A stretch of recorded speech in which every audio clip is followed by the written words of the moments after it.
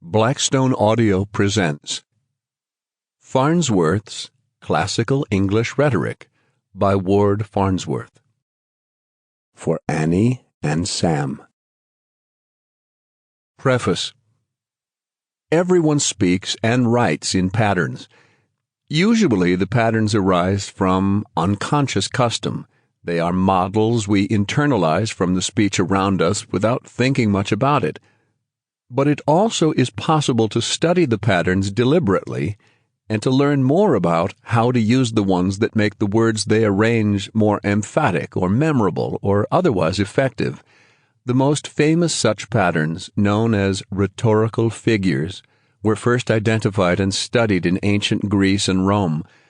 Most of them amount to departures from simple and literal statement, such as repeating words, putting words into an unexpected order, leaving out words that might have been expected, asking questions and then answering them, and so forth.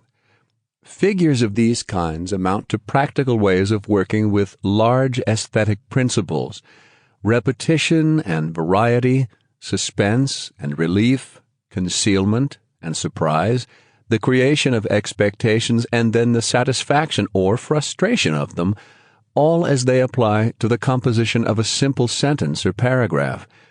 This book is meant as a help to those who wish to be on better terms with such techniques.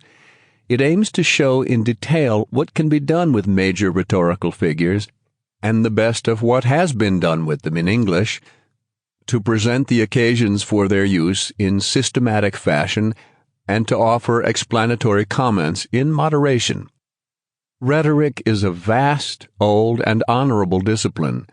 It may be defined most broadly and simply as the use of language to persuade or otherwise affect an audience. The decline of rhetoric in our times is thus a much broader phenomenon than any mere decline in familiarity with figures of speech, but figures, nevertheless, are a good place to begin a study of the subject because they tend to be easy to explain, instructive to examine, and frequently useful. It certainly is possible to write well without rhetorical figures, but most of the best writers and speakers, the ones whose work has stood up the longest, have made important use of them, and figures tend to show up often in utterances that are long remembered.